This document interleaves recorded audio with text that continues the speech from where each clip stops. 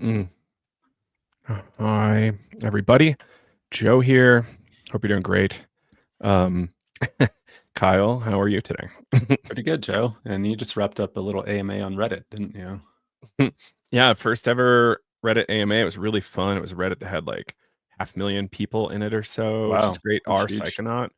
Yeah, maybe a little under 500,000. I don't really remember the number, but it was cool. It was active. People had me on my toes. It was lovely. Is that a lot Yeah. since that's like text-based and having to like type everything out within an hour? Oh yeah. Yeah. And I'm trying to be quick and I'm trying to like not be too careful. So I'm just like, oh, okay. Like, some Yeah. spicy things came out. Clearly, people that don't like me or my thinking came to Mm. the table, but that's fine. I like that kind of stuff, especially when it's in an open, fair place for discussion. Hmm. Yeah. Yeah, cool. So today, actually, before we get into our topics, which are going to be like body work, breath work, touch, and psychedelic sessions, and more, let's talk about navigators. So you and I just decided we wanted to open up our community and have a few different kind of paid tiers in there to support the show, support us, and keep us doing this important work. You can find more at psychedelicstoday.com/navigators. But can you talk a little bit about why it's important that we're going this way and starting an online community? Yeah, I think you have mentioned, I think in the Instagram, how like, community is important and things that like we've seen over the years is around like, a lot of people's eyeballs are on the platforms, all the social media platforms, and then it's like the algorithms and something that we faced a couple months ago back in the early summer, and this kind of happened across the board in psychedelics. Like a lot of people's accounts were getting shut down, especially through Meta. And if our accounts get shut down, we have no way of like communicating unless we're doing newsletters and stuff like that. So we really wanted to try to make a little bit of a pivot away from some of the just being so social media dominant and start to create more of a platform where we can get together. We'll have book clubs.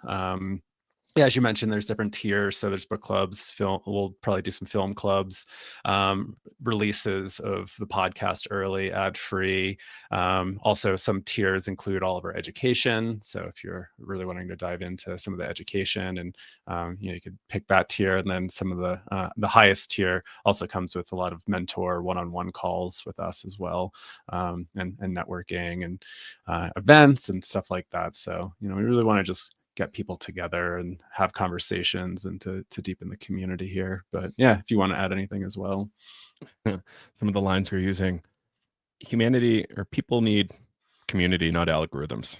Like we're getting so worked over by algorithms right now. And I think over the last few months, we've noticed it even more. And now with like the kind of Americanization of TikTok, I'm not following super closely, but I understand that American interests are now going to control that as opposed to Chinese interests, which is very interesting.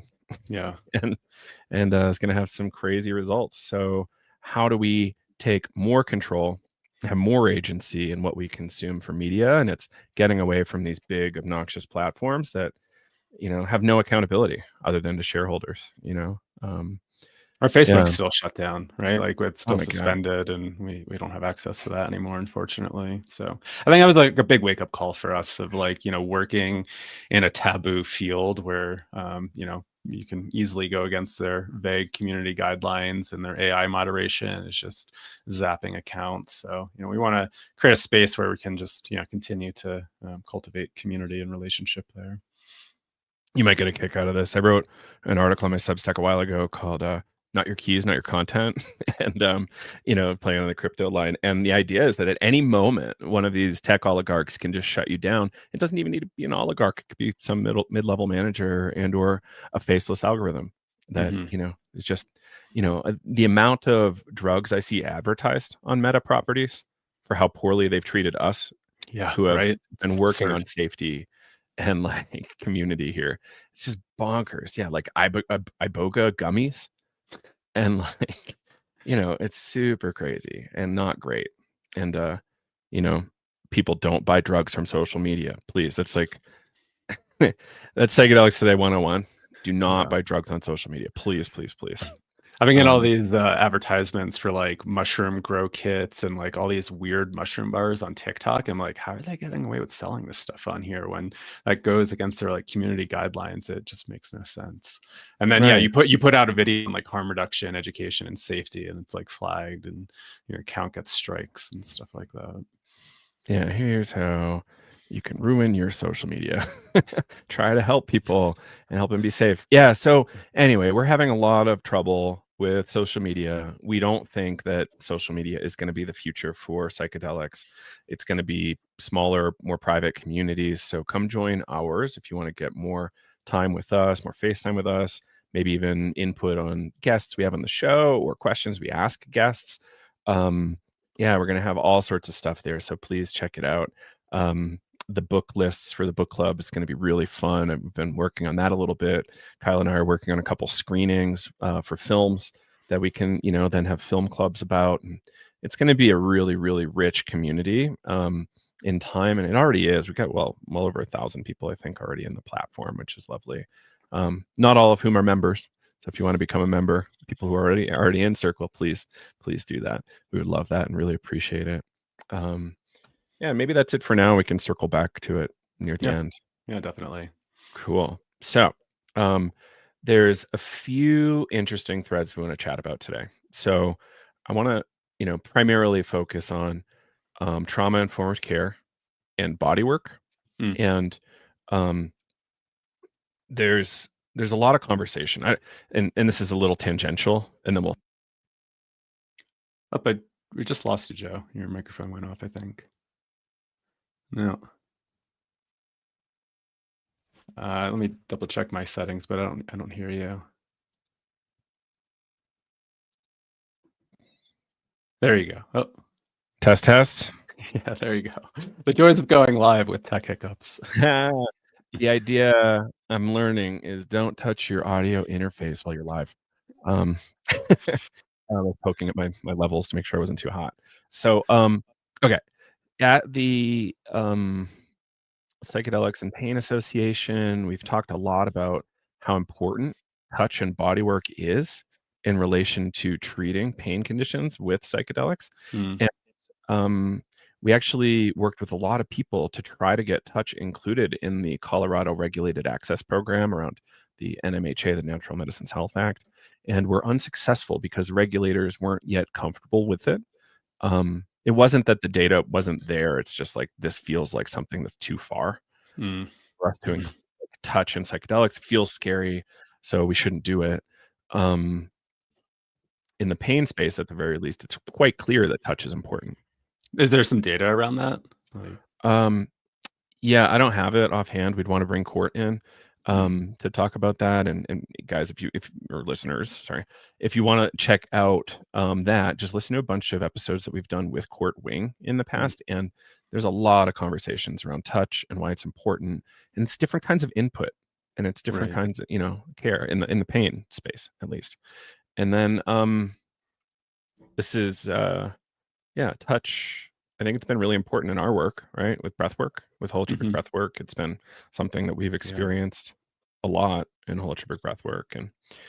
And we've yet to include that kind of stuff in Vital. But it's something that we think about, and it's like, when is it safe, and how is it going to be safe in the future? And there's a lot of questions. So it's kind of like rewind the tape. So I started seeing people get body work before I ever received body work. And I was like, oh, that's interesting. That seems to really change things and amplify things. And I was like, I want that, because I'm just looking for like a really big experience in my early days of breath work. And that looked like one avenue. What was your exposure when you started seeing body work in breath work sessions? Yeah, I kind of jumped in, and I was a little hesitant about it because I was always like a little hesitant around touch. And I think the first session I had touch, but it also, like, I wasn't like super, I guess, like feeling it. Like, I didn't feel like it was like super helpful that first round. But as I started to go back more, and I think, there was like some of that resistance because I'm like, is it, is this beneficial? But as I started to go deeper into breath work, I've noticed how important it can be for some folks. And I think we always like to say it's totally optional, right? Like people don't need to engage in the work. But I've had a lot of experiences once I started becoming more comfortable with it, that it was really profound to help me resolve things that like may have felt stuck in my body. It helped me to deepen my experience, to just go deeper into it. Um, and something I always like to say too is that like people can do their own self touch, right? And yeah, it's not it's a totally optional thing in breath work. But So what okay, there's a few things. So uh if we want to go into kind of history, right? At a certain point, it was clear and it was obvious and it was like a universal truth that infants didn't remember harms. Babies didn't remember anything that happened to them, right? The theory was that the nerves weren't myelinated enough. There wasn't enough like fatty membrane for nerve signal to really transmit skillfully, and then therefore anesthesia wasn't required. Um, there was no um, concern given to the experience of the person being born, um, and that came later. And now it's pretty clear that the experience of birth does matter to people, and the experience of neonatal surgeries or chemotherapies or things that does matter. The baby remembers, and what's the title of the book? The body keeps the score. There, we're gonna. That's like an original insult. Um, and sometimes we're regressing into these situations where body work can be helpful and is like a really primal sensory input in terms of maybe evolution of the nervous system that works on us in really deep ways. And we have that classic kind of psychology experiment where they were raising very rudely, for that matter, the mm, monkeys and not allowing them access to the mother. And there's just like the terry cloth doll and like how much that mm, impacted the psychology of the primates. And yeah, like breeds crazy amounts of anxiety. So, touch matters.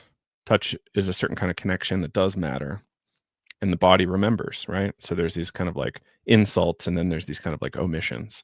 mhm, Um, and then body work seems to help in a lot of those cases.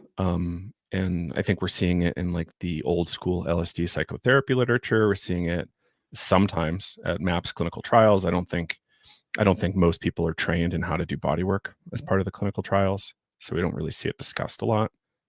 Um, but in holotropic breath work, it's one of the five main pillars. mhm. Um, how do you like to kind of understand like what is body work in holotropic breath work? And Kyle and I are not certified in holotropic breath work. Kyle is certified in dream shadow transpersonal breath work. I am Yeah. not certified in anything. Certified podcaster. Soon, hopefully. Yeah, Um, soon. I don't know. My theories around it have changed a bit over the years. I think digging into some of my own experiences, thinking about it from more of like a trauma-informed somatic perspective. I think like when we're taught that technique, it's really about kind of like the amplification of one's own inner process and the expression of it, which can be important, right? Like some people sometimes really want that like deep catharsis that comes with the body work, like, and getting whatever is out of the system. Sometimes it has nothing to do with that, right? Like sometimes like, there's been so many times in sessions where somebody's like, my hands are still buzzing, right? Like I still feel like a little bit tingling sensations.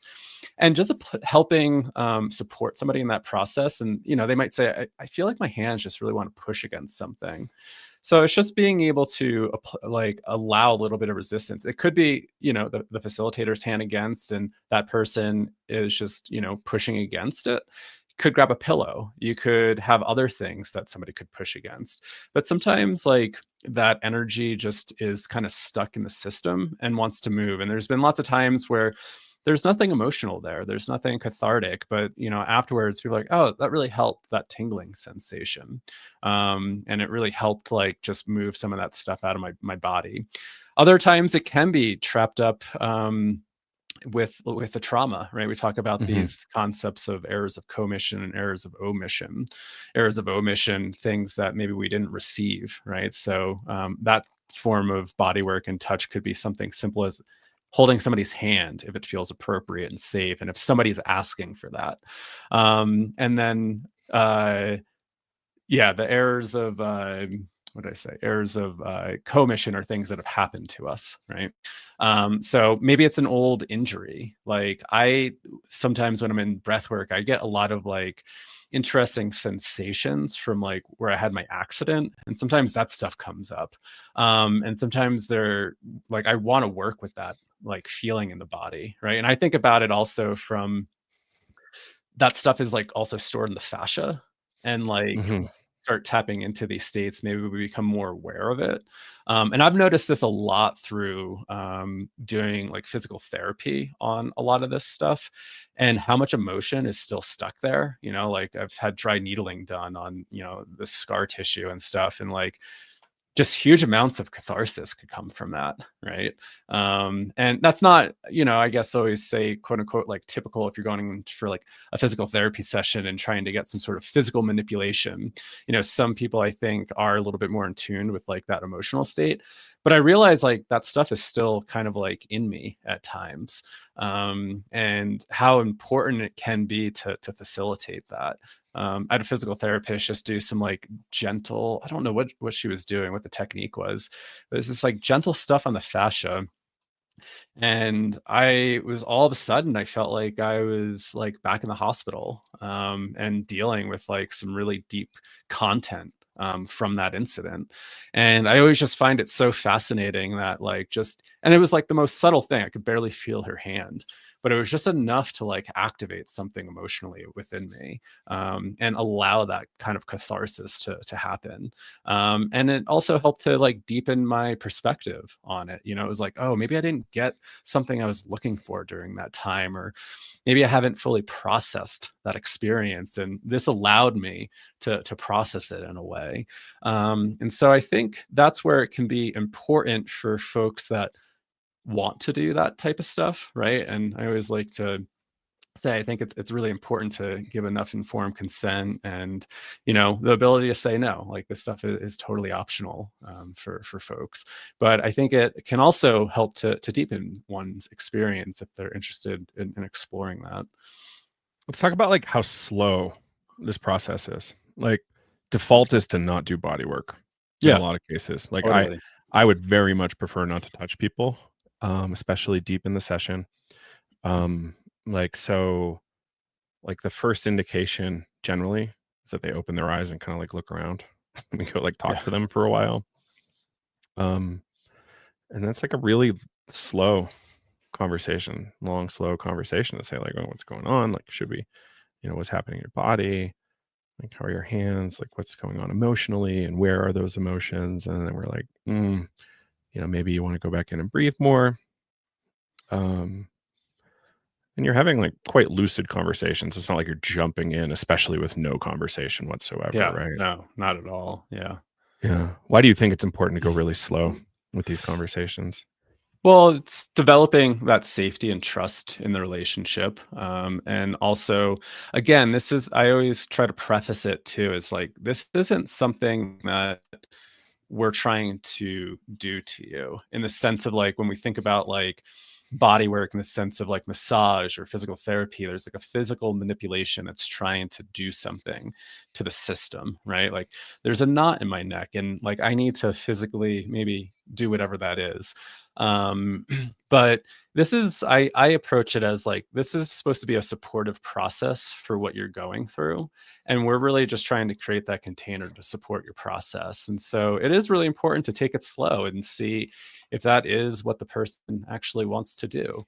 And you know, make sure that they're back and aware, they're, you know, consenting to it appropriately, and making sure that it's not like, you know, forceful, right? It's like, hey, we need to do body work on you, right? Like this is coming up. It's like, no, does that person want to explore that? And if they don't, that's totally fine, right? So I always see it as like, how do we support somebody's process? And I guess an example could be, you know, somebody's coming out and they're feeling, again, we'll just use that example of like buzzing in the hands, Mm. and taking it slow, figuring out like what's going on for the person, making sure they're back, they're lucid, and saying like, does your experience need anything right now? Do you want to go into anything? Like, where are you feeling it in their body? And sometimes people know, right? They're like, my hands really just want to push against something. Can you help me push? Can you help me just like, do that, right? And so it's like creating that container for people to explore their own experience. And I approach it as like more of a supportive process, and not something that like we necessarily need to do in terms of like, here's the framework, here's this. It's like, what is the person really wanting in this time? Hmm. Yeah. And the idea that it needs to be super dramatic is just not a real thing. The idea that it needs to be like really painful is not a real thing. Or um like I if someone was nonverbal, I wouldn't touch them at all. Um, No. you know, yeah, it's gotta be part of a conversation. And also looking at body language too, right? So Mhm. even if like people are talking and something feels like a little off, you're thinking about like, how close are you to somebody? Are you giving them enough space? Like, do they feel like, you are trying to do something? It's like you need to back off. So you also really need to be aware of a lot of the nonverbals too.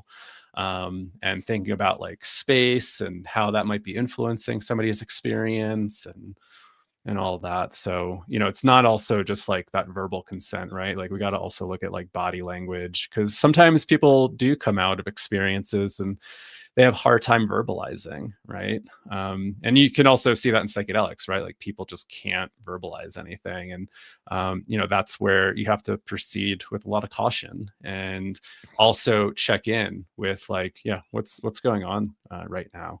Like, is somebody kind of going in a bit of a freeze state?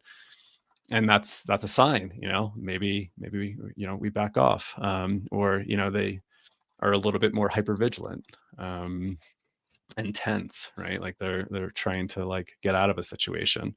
So you really have to be really mindful and paying attention to everything that's going on in that situation.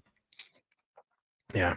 Um, And I think, as you so mentioned that's too, like, taking the option that like, to not do body work, right? I always think like, yeah, how do we actually not do this stuff at times? Like really allowing the person to want to do that, and to express that. But yeah, most of the time it's really, giving that person the agency to want to explore that. right. And this is us explaining our experience facilitating breathwork sessions. And this is us like not this is kind of as far as we go, even talking about it in Vital, right? Like we don't advise people do body work ever, especially like people in our world, um, because that requires a lot of specialized training. It requires all sorts of ethical, conversations, agreements, and the legal situation isn't such that like touch is really safe to do from the provider aspect. Um, so, how does one feel safe doing it? I don't have the answer, you know. Um, I do think it's really important. I do know there's body workers, massage therapists, physical therapists looking at it. Um, but I don't how do you address it in Vital, you know? We don't really talk about it too much. I mean, when we do talk about it, we talk more about like the ethical violations that have Mhm. happened with touch, and to really, tell people to proceed with caution, and maybe not, and to not do it if you don't have any sort of specific training in it. And just really acknowledging like how vulnerable people are in certain states, and like, and that we always talk about this WAIT acronym. Mhm. I don't know who like talked about it first, but why am I talking? Why am I treating? Why am I touching? There's probably some other T's that you could throw in there as well. But it really comes back to like, yeah, why do I want to do this thing right now? And for a lot of people, they might want to do it because it might feel helpful, right? Like, oh, like I want to be a helpful facilitator right now and do this thing, or I'm getting this intuition that so and so might need this. And we always say, wait. Like, who is this actually for? Is this for you, or is this for the person? And I think a lot of people will just kind of act on some of those, like, intuitions, those downloads, or just kind of thinking about like, I'm bored and I need to be helpful, right? No, like, pull back and wait, and really, really take that in. Who is this actually for? Is this for you? Or is this for the person? Is the person asking for this? Or is this something that like you're trying to impose on somebody? So, I mean, Hmm. we really talk about it more from like that ethical perspective of like violations, misconduct that have happened. And we don't really encourage people or train people to do any of that stuff, right? Because it's, it's very tricky and nuanced, and people should receive, like, if they are going to do stuff like that, to receive pretty in-depth training with it. Absolutely. Yeah. So I want to go back to like, you did a really good job kind of like not tap dancing, but like explaining kind of the energetics around what's going on for the experiencer, like the person who's breathing or in the drug experience. And um there's a lot of things that can happen, right? That's one of the things about psychedelics. Anything can be happening, or even breath work, anything possible. And some people see this kind of world in black and white, right? Like, is it the case that when we're kind of doing these interventions like body work, um, are I think this is a pretty clear no. But like, are we using touch to amplify sensations of trauma? Is that like a hard stop? That's what we're doing. I don't, yeah, I think it's I more mean, complicated than I that. think it's more complicated than that. I think there's times probably some people take that approach and really think about like, this is the whole purpose of it, is to amplify one's experience. Again, like over the years, I've been really kind of just doing a lot of thinking about this framework and this like theory. And I've taken, I think, more of a backseat approach to it over the years, like incorporating a little bit more trauma informed stuff. I really think about like, somebody that had an impact on me was reading some of Peter Levine's work. And he mentioned how some of the quote unquote primal energies that came out of Esalen re-traumatized people. And I remember sitting with that going like, no, that's not true, And I really had to like sit with it and think about some of my own experiences and think about like, when were those experiences a little too much for my nervous system to handle? And I'm like, yeah, wow, I did have those experiences. And I'm actually like, spent months or years doing integration work around that trauma that got activated. And so it's like, healing from the trauma that got activated from something that I thought was really healing. So, I think I've taken a bit of a different approach over the years and thinking that this stuff can be really subtle. We don't need to have big catharsis. We can just, be with the experience without needing this whole big thing. Because, yeah, I always think about somebody's window of tolerance. Is it outside their window of tolerance? Should they be pushing that? And sometimes the answer is no. Like, big catharsis isn't always the answer. I think we need to take a very titrated approach at times with folks. Can you But describe window of tolerance a little bit? yeah, the window of tolerance is like describes like when the nervous system is like entering into like hyperarousal or hypoarousal. And so the window of tolerance is that like, medium. You kind of want to be in that place where you can like hold it and not get too into like the shut or freeze state, or too into like the fight or flight response. So it's like, not going too into that sympathetic drive, but or going into the other, shutdown drive. You want to stay within that window where you can like hold one's experience. And so I think like with psychedelics and breath work, like it can really amplify a lot of stuff within us, right? And, maybe this idea that we always need to go big. I always think about like Terrence McKenna, right? It's like 5 dried grams in silent darkness. And there's, I think, that narrative that we always need to be chasing the mystical experience and having really deep catharsis.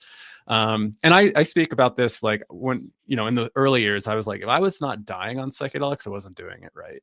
It's like I always needed to have that death experience. And over the years, I realized like my nervous system actually couldn't tolerate that. like I probably should have been taking it much slower. But you live and you learn, and I think that's been a big learning process. Is that we can have some of these smaller experiences where we're not having this big catharsis and ego dissolution. We're staying within that window where we can like really tolerate what's going on. And so, yeah, I think I've been doing a lot of thinking around this over the years, and kind of maybe also challenging that narrative a bit, that we really need big amplification and catharsis to heal. Right. Yeah. Yeah. I think you're spot on there on all this. And like we can really put like, and that's kind of the psychonaut thing, right? We're like, oh cool, let's go really big, but that's not necessarily the thing that's helpful. It might be interesting, Yeah, or exciting, but it's not necessarily the helpful thing, right?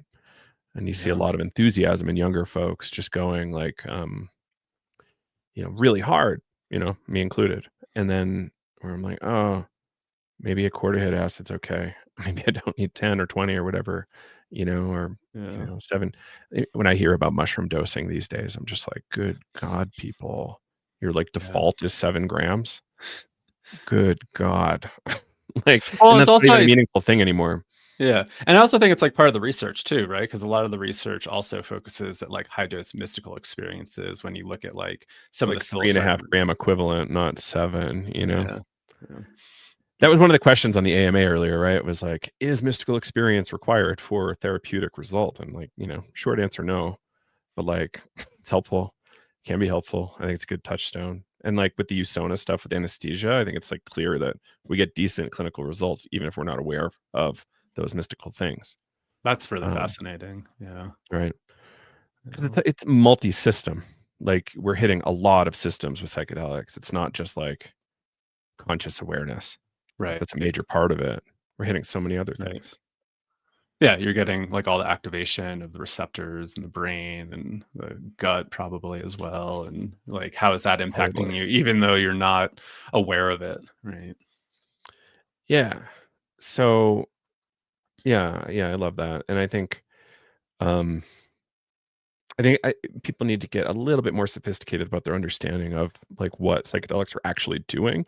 Um, and there's a lot of different levels at which we need to look at this. So like the, brain systems map thing, kind of like how Gould Lynn and Robin Carhart Harris and others look at it. And then there's kind of the more kind of holistic look, like what is the actual experience of the person Mhm.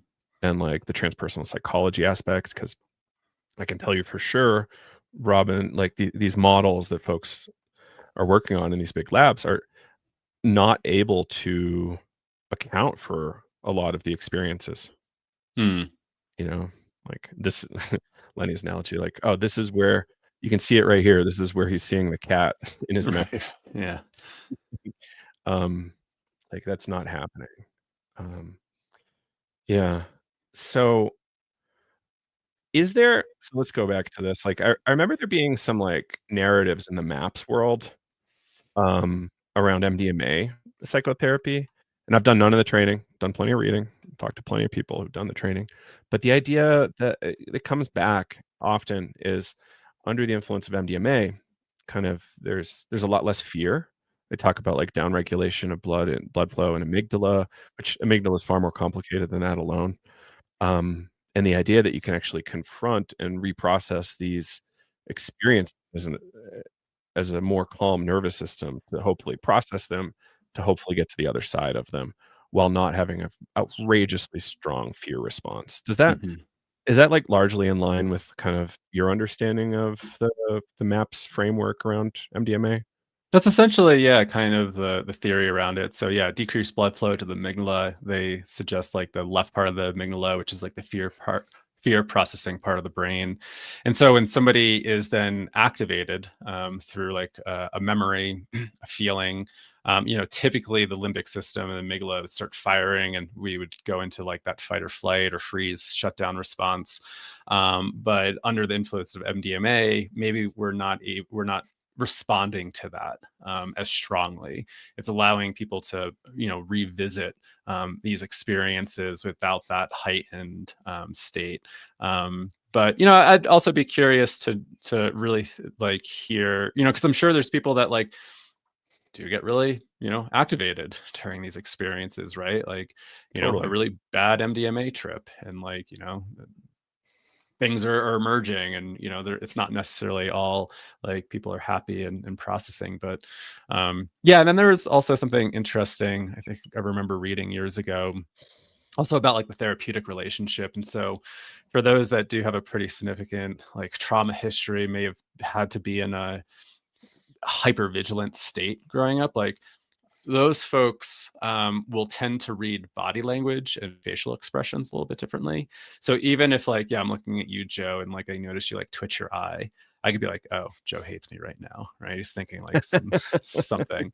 I might need to get out of here. But Mhm. also under the influence, like it actually dulled that response, and it allowed for more connection, which is interesting. So if you like bring in like a little bit of the polyvagal theory, it's like, bringing that relationship to the forefront, like having that trust and calm in there, and that also is part of the healing. And so, um, yeah, pretty interesting stuff. I don't know how much research was actually in there. I don't know if it was mostly kind of a theory or an actual, they did research on it.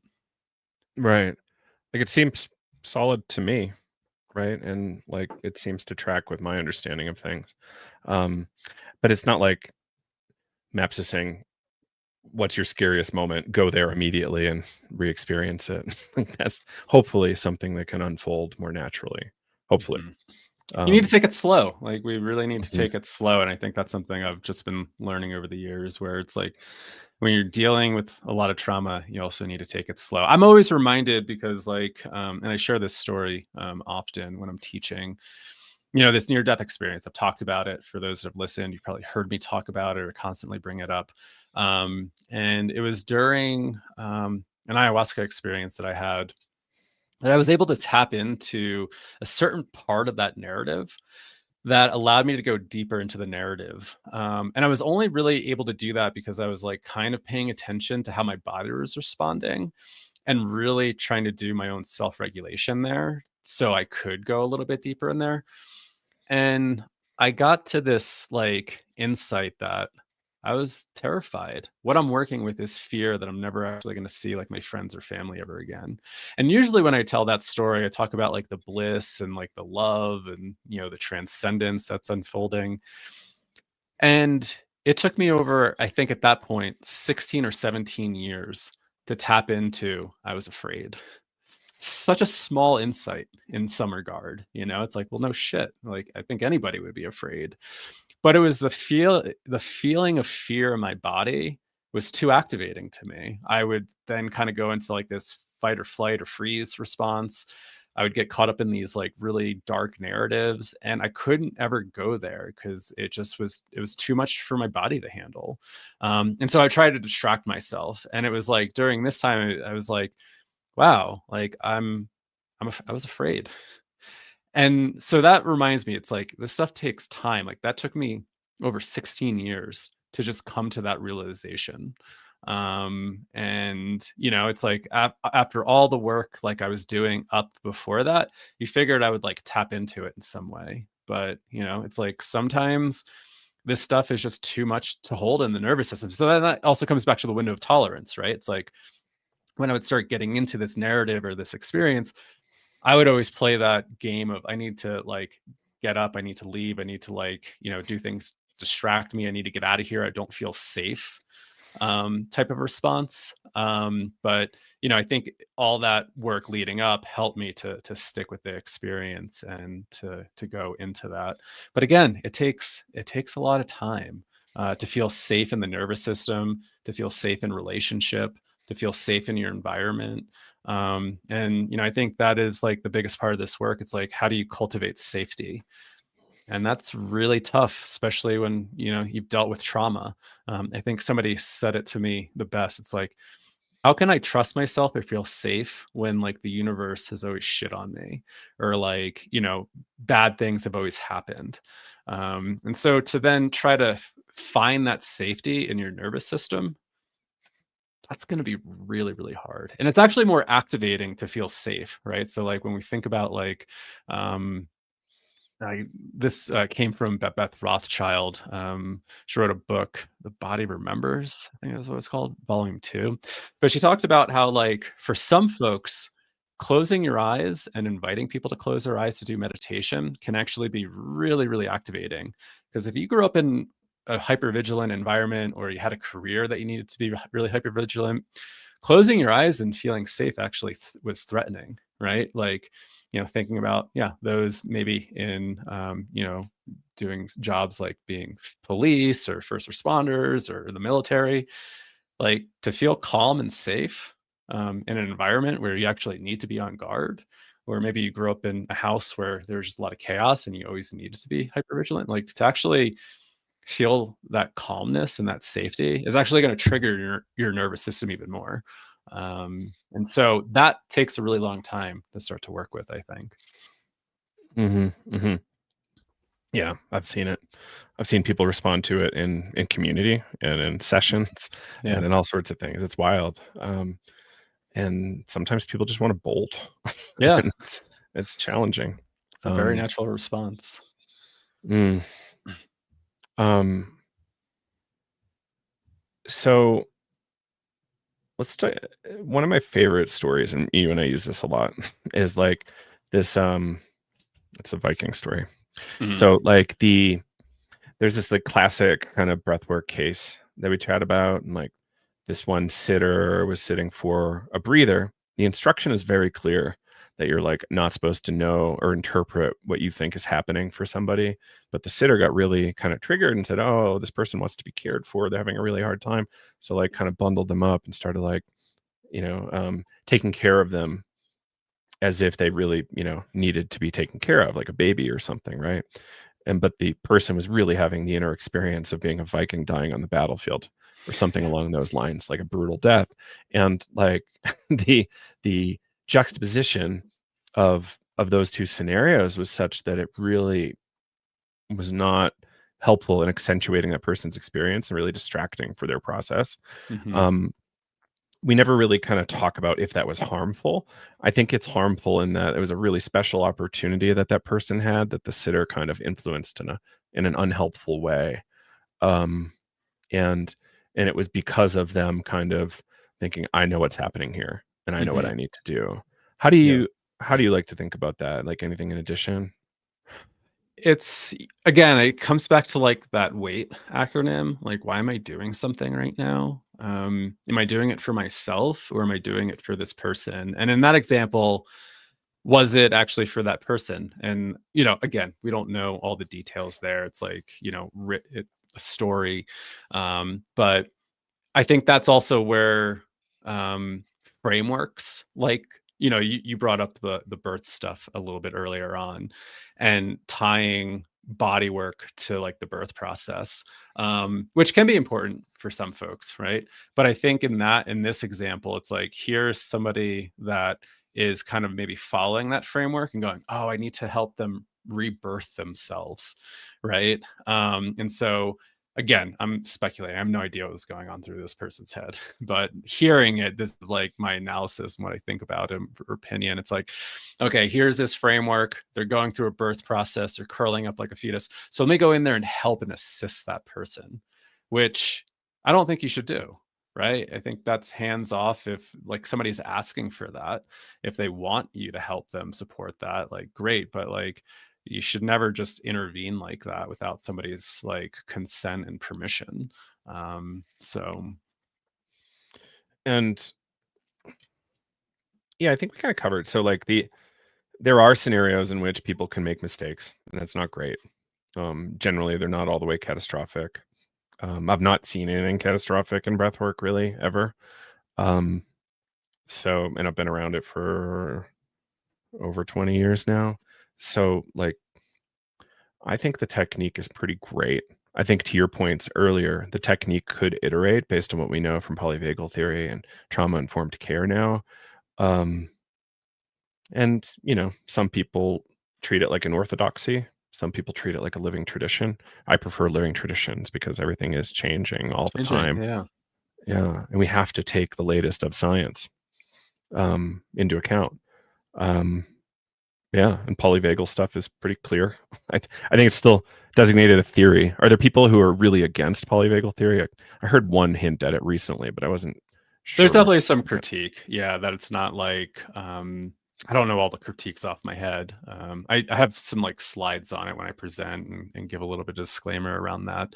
But yeah, just like maybe it's not like super hard science, and the polyvagal system's way more complex, and this is just like an oversimplified version of what could be going on in the system. So yeah, thanks for pointing that out. Yeah, Um, totally. well, and I'm curious too, like maybe to hear your perspective a little bit, because I know like maybe I've kind of like brought in a bunch more of that like trauma stuff than like maybe what we were taught, and like that type of framework, and like has that changed your perspective at all on Totally. things? Totally. And like the idea for me, like how it's kind of changed for me is like some people want the adventure of self-discovery, right? Yeah. And then other people want like, how do I feel a little bit better because I can't handle life right now? It Hmm. hurts so bad to wake up every day and like get through my day. And so like those are two very different categories. And like not everybody should get these treatments. And I Hmm. think, what I've come how it's kind of shifted how I think about psychedelic care or drug assisted psychotherapies is like MDMA might be the first line in these things for the first bunch of sessions, or could even be ketamine because it's shorter. And Hmm. then we have other people looking at even shorter acting drugs. And I'm like, that's really interesting too. Like, um, how do we give people agency enough back so that they can feel safe to work on repairing circuits, repairing traumas, whatever it is, or processing traumas. And like agency is a big deal. And like s- me being Mr. Doctor saying you need these drugs and you don't have a choice. Like that's, the clinical frame often is just very immediately um, destroying agency. And that's really a challenging thing to solve. People Hmm. don't necessarily want to accommodate for that. But they need to, like how we do clinical care, we need to really examine to make sure we're not adding more trauma into Yeah. people.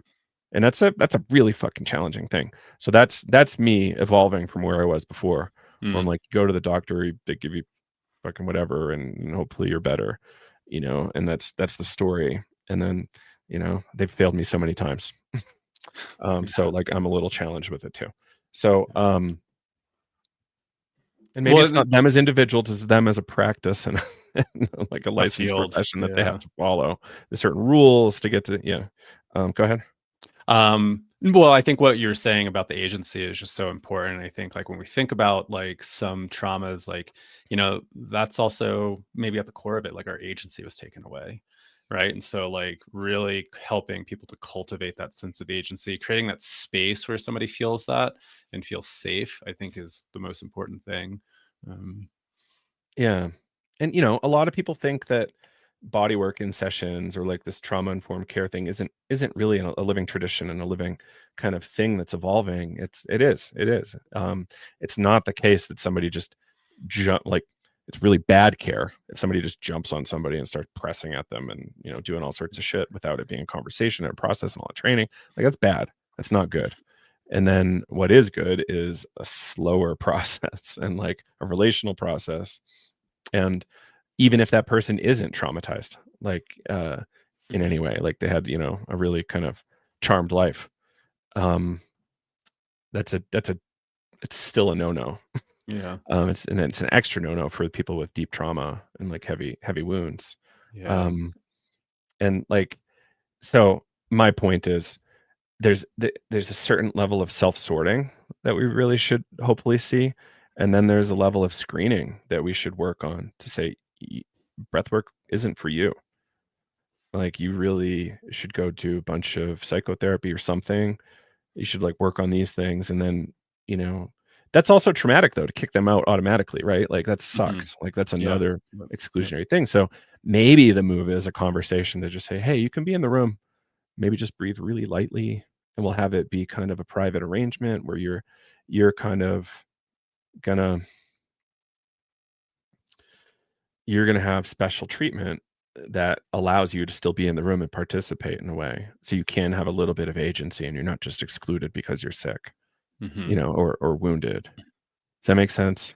Yeah, totally. I mean, I've definitely had those conversations with folks that like have signed up and then they kind of get a little anxious and tell me a little bit more of their life story. And I'm like, if you want to back out now, that's totally fine. Like, you don't need to participate in this. And then, I always say, you could treat it as like a meditation if you want to do that. Right. And sometimes people do that and they have like really profound experiences. And I say, don't focus on the intensified breathing, just like maybe lay down and listen to some music and like, do some more regulation that way. And sometimes people really enjoy that, right? And instead of needing to have this like really big cathartic thing, maybe this is an opportunity for them to, feel a little bit of calmness, and kind of go on a little bit of a musical journey instead. Um, but Hmm. yeah. And I just think about like, you said something that made me think about like an experience I had, like the importance of like even having your hand held. I remember it was during a ketamine training, and I, again, reliving this near death experience. And it's just really a lot for my nervous system to process, at times. And I was so thankful. I reached my hand out and my sitter held my hand, and I needed that. And to say, like, that shouldn't like happen, saying like, no, you shouldn't do that at all. Like that was actually really grounding. And I really needed that during that time. I'm like, oh, thank God that person was there just to like hold my hand for like 5-10 minutes. And that can be really, really important for some folks. Right. Yeah. Um, Yeah, I'm trying to think of where to send people. Like, we've never trained people in body work or to do body work, but I think like places that they can go. And I wish I wish there was more accessible workshops on this, but the Groff Transpersonal Training has some body work modules. The Dream Shadow group has some body work modules, but you'd have to be like in their program to really like take those and kind of committed to the training. Then there's Groff Legacy Training, which would do some. I think taking some of these other kind of trainings, like I, I think somatic experiencing is an example of something that maybe people take that training to become more somatically literate. I don't, is there much body work in somatic experiencing? Like, I don't really know offhand. Not that I'm aware of. No. Yeah. Um, It's kind of like moving in awareness and like being with the parts inside and whatnot. there was one training that somebody runs. I can't remember her name, but it's like a somatic psychedelic touch training. Oh, is it the Unwind Oakland with Suze? No, but they are Bay Area based. It's like relational touch, maybe. I'm sorry for Hmm. who. Yeah, I can. We can put it in the show notes. They presented with us one time, and I'm spacing on their name. And it's hard for us to validate, right? Like Yeah. what trainings are amazing and what are not. Like we know stuff that are holotropic breath work adjacent. We don't really have enough data to suggest other trainings on this. And I would say it's really new. So if you're going to do this stuff, you got to be wildly careful. Hmm. Um, Yep. because um any harm to somebody can come back and give the psychedelic movement a black eye. And we want to be as in integrity as possible so that legalization keeps rolling out, and that people keep getting help. Because when there's harms, it actually slows people getting access. Um, think about like cardiac surgery, like 20 cardiac surgeries of a certain kind start failing, then all of a sudden people are going to stop getting cardiac surgeries of that kind. And so it's like those people that needed it didn't get the help and may have died. And like, I think we're in such a crisis around mental health that like we really need to take it like really seriously. Everything we do with drugs and everything we do with psychedelics and breath work for that matter. And we have a lot of responsibility. Yep. And I think a lot of learning to do too. It's like we're still really early. There's a lot of learning to do. And I think, we also need to continue to like question, certain practices and techniques. And to your point, like, is it harming somebody? And to be really like truthful about that. you know, like, me having to sit with like that Peter Levine thing. I was like so triggered by it. But I'm like, no, were there times where it's like maybe a little too much, which helped me to evolve my thinking around it and being like, yeah, maybe I don't need to like do this really big thing and like blow my system out. Like, what if I took a different approach here? And found safety in my nervous system first before just I'm just going to jump into the deep end and blow it out. So yeah, I think we have to do our own self inquiry too, and think about those times where it's like, yeah, did we cause harm doing a certain practice, or did I like mess up here? And I think that that's really important for us to just constantly hold and think about and reflect on. Yeah. Um, exactly. This is a new field.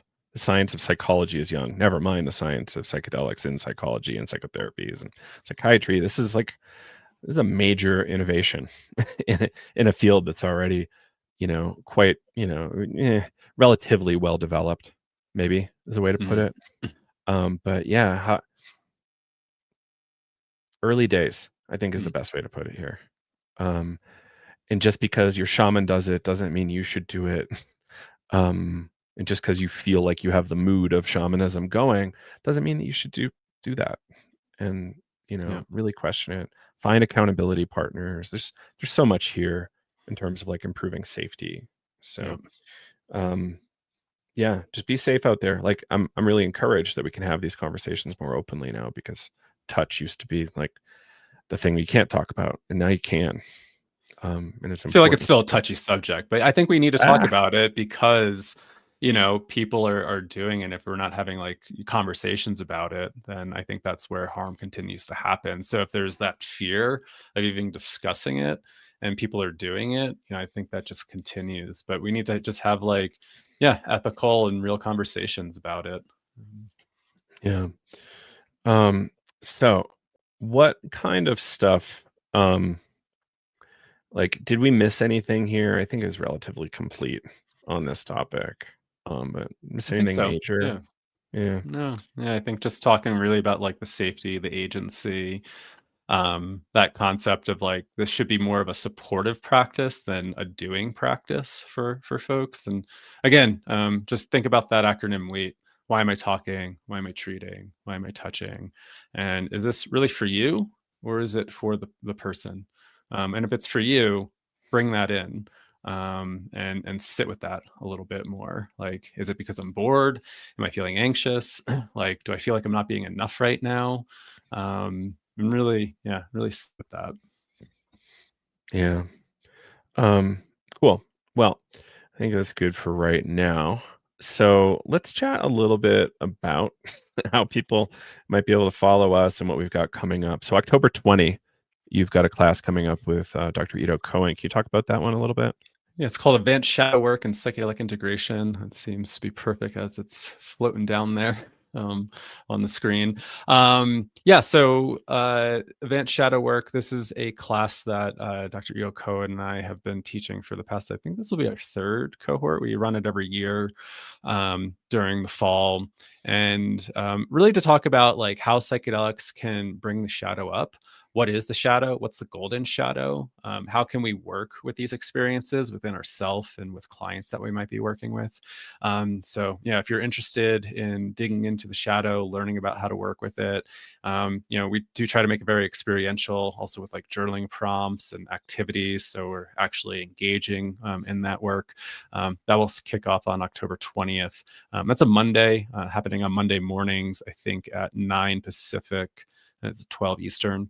And yeah, we would love to have you. I know we're kind of getting close to our seats filling up there. So if you're interested in diving in, join us. Yeah, we usually run this live only once a year around the fall, kind of go with the seasons.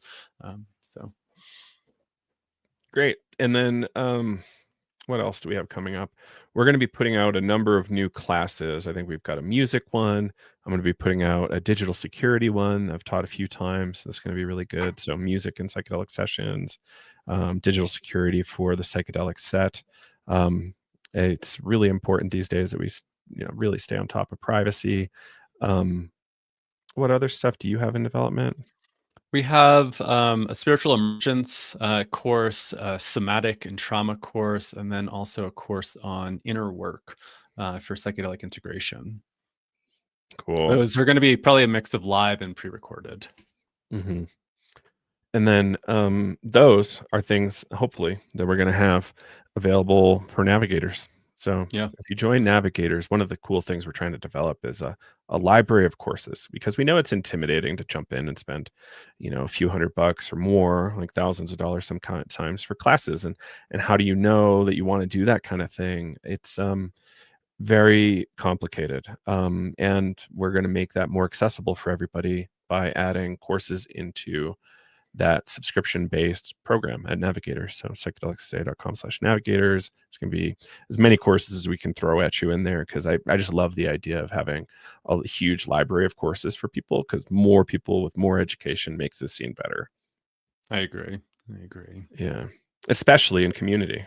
If you have other peers you're learning with, that's just so amazing. And I think it's really important that people kind of just keep there's no end to what you can learn here. Like when I kind of made the decision to go all in on psychedelics today with you, Kyle, I remember saying, like, there's enough here for me to commit the rest of my life, no problem, to learning It's and not endless. being bored. Never ever going to be bored. You might get annoyed, but that's mostly about personalities. But the idea Yeah. that, like, you could really ever have it figured out is it's bonkers. It's not Yeah. not a thing. And there's so many angles to look at, everything from pharmacology to culture to history to the different drugs. It's wild. Yeah. So Yeah.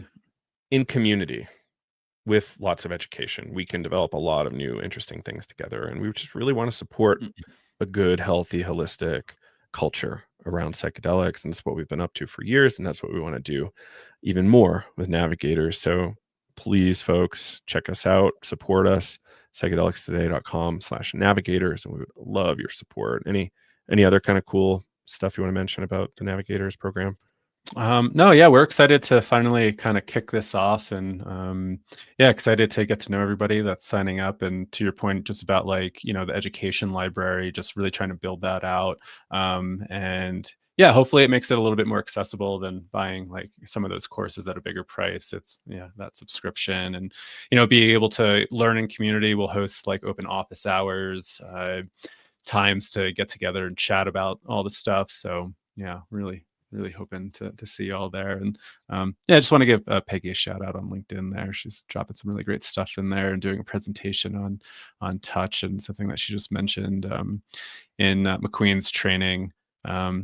This concept of 70% on self and 70% on client. So again, Yeah. yeah, it's like that weight thing. So, and thanks for all your support there, Peggy. And Peggy just said some nice things about our integration workbook and trip journals, and you can find those at psychedelicstoday.com or on Amazon. Those are, I forget how well they sell on Amazon. It's doing really great over there. So thank you everybody who buys those in print over there. And wish we weren't supporting Amazon, but we do what we can do. Yeah. Yeah. Well, thank you, Kyle. This has been lovely. Thank Yeah. you Thank you, all John. for tuning in out there. Yeah, hopefully we get to do more soon. And yeah, we'll see you on the next episode, everybody. Take All care. right. Take care. Bye.